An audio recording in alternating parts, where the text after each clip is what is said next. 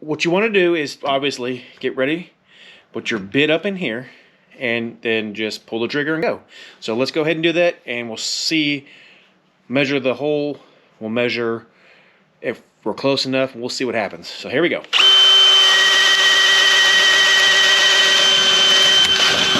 Alright, so there's you a nice clean hole. Let's take the measurement again and see if indeed it is 1 1/4 inches. Alright guys, welcome back to my channel. Today what we're going to do is we're going to talk about romex through wood studs. How do we put them in there?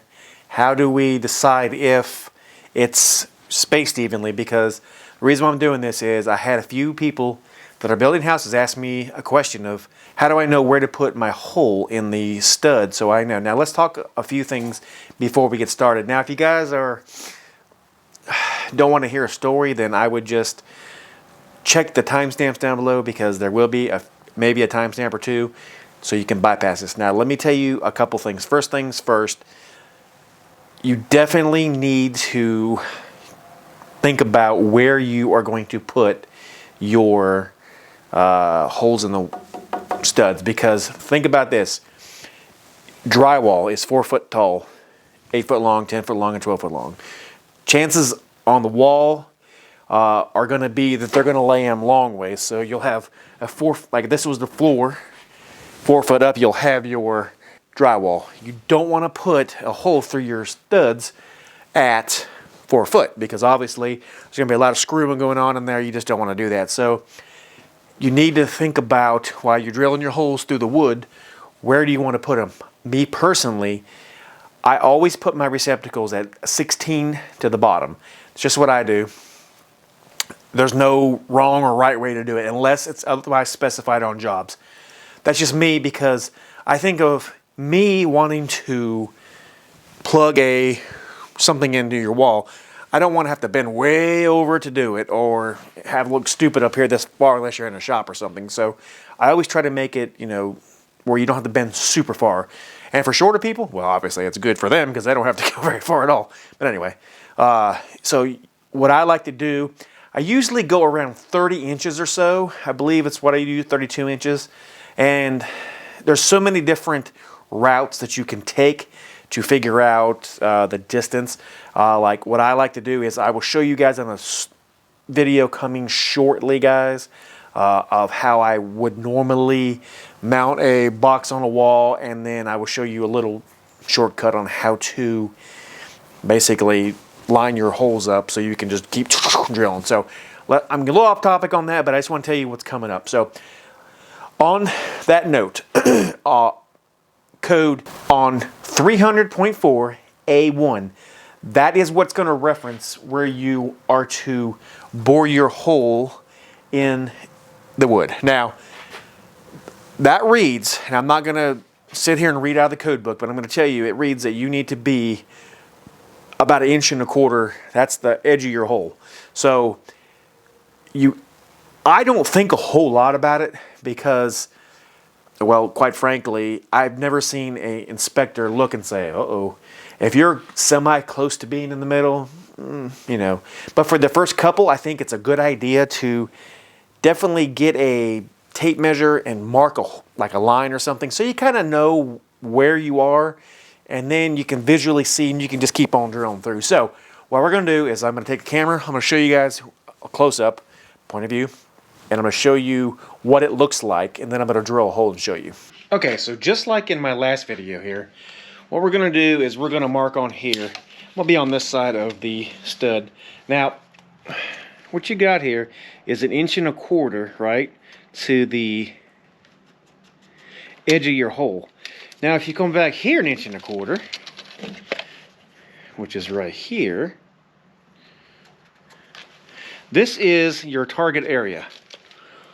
So anywhere in that area where the X is where you need to be, per se, for your hole. Now that's pretty much standard. So what we're going to do is we're going to take a drill bit and we're going to drill right through here. We're going to drill a couple different holes because I'm going to show you a couple different things in here. But we're going to drill a hole in here, and I want to show you guys exactly what I'm talking about, because I think it's important for you to see.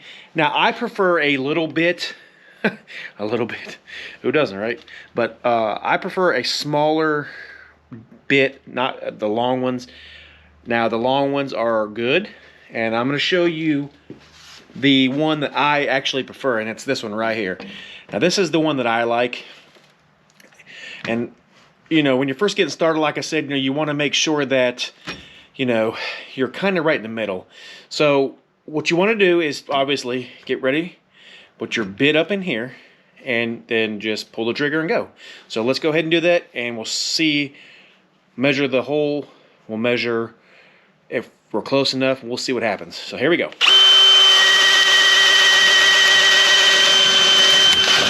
All right, so there's you a nice clean hole. Let's take the measurement again and see if indeed it is 1.25 inches. All right, 1.25 inches, just a little over 1.25 inches, and then this one here is about inch and about the same amount. So we're perfect on this hole. But let's say that this hole is actually right here. What would you do then? All right, because this right here is completely code, so you can pass your romexes right through there, just like this, and keep on going with it. That's all you have to do. But let's say that this hole was let's say it was over here and it was at 1 inch. What do you do then? All right, well, I have a remedy for that. So let me show you exactly what I'm talking about. So we want to say, for this demonstration, that this one was correct. But what if you drilled it too far this way? Do you have to re-drill your hole, or can you just use the same hole? So while I'm setting up for the next one, which there's going to be no time, you're just going to see the next part real quick. Think about, can you still use it if you drill it just 1 inch off this? All right, so be thinking about it, and we'll see you in here just a second. So for this next little part, I am going to read you just a little blurb of the code. Now this is the code book that I use right here. You guys can check it out. I'll have a link in my store to Amazon where you can pick this code book up. Guys, I highly recommend, if this is your trade, to always have the updated version of their code book. I prefer the handbook, obviously, because it has pictures. And who doesn't like looking at pictures? For me, it makes it that much easier. But let me read you what you do in the case of, well, this one's fine, but if it was only 1 inch, what would you do? So it says right here, where the distance cannot be maintained, which is 1.25 inches, the cable or raceway shall be protected from penetration by screw or nails by a steel plate or bushings at least 1/16 inch thick and of appropriate length and width installed to cover the area of the wiring. Exception 1. Steel plates shall not be required to protect rigid metal conduit, intermediate metal conduit, rigid non-metallic conduit, or EMT, basically. Exception 2. A listed and marked steel plate less than 1/16 of an inch thick that provides equal or better protection against nail or screw penetrations shall be permitted. Now, let me show you what you use. All right, I'm going to show you two different things, but I'm going to show you what you use. What do you use? This right here. This is a nailer. This is made by Steel City. This one is. There's different brands. You can go to Lowe's, Home Depot, wherever. If there's links, anything that I'm showing you, if there's links in it, it will be down in the description. You guys can check it out to Amazon. It will only help my channel grow if you buy from my store, and it won't cost you any more. Now, what do you do?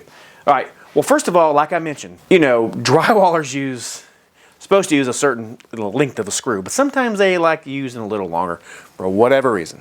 But it doesn't matter. If you use these and you screw up, per se, and you put it at 1 inch, well, you put one of these bad boys on there, and you guys have complete coverage. Now, what you would do, I'll bring you a little closer in a second. You would just put it on this. I'm not going to nail this one on here because these are hard to get off. But you would basically put it on here and smack it with your hammer, and you're done. It covers the hole, and you're good to go. All right, they make longer ones for bigger holes, obviously.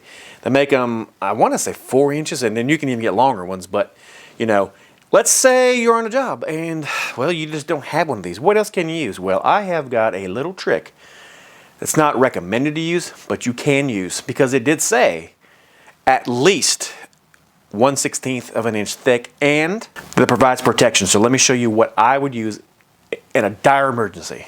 And that is a box cover. Yeah, box cover. It's a 1/16 of an inch, and it's, I mean guys, it really covers the area. You basically just drill a couple little holes up above, you know, and then I would screw it in there at that point with some drywall screws or whatever to hold it on there. But yeah, that's all you got to use. So, I mean, you know, it's got to be at least 1/16 or something that if it's not a 1/16, it's got to be harder, better, you know, all that jazz. So anyway, that's all you got to do. Super easy. I mean, that's if you screw up, which, you know, we're not going to screw up because we're electricians and we're professionals. Make sure you guys definitely like this video. Subscribe, guys, if you haven't already. Plenty of stuff on my channel. You checking back every Sunday at 11 a.m. Eastern time. I always upload videos at that time. Also, guys, check out my Amazon store. Patreon's down there if you want to, you know, hook me up. Join my Mountaineer family and become a Patreon. It'd be super great. If you guys like what you see here, make sure you like and subscribe. God bless, and we will see you on the next one. Have a great day, guys.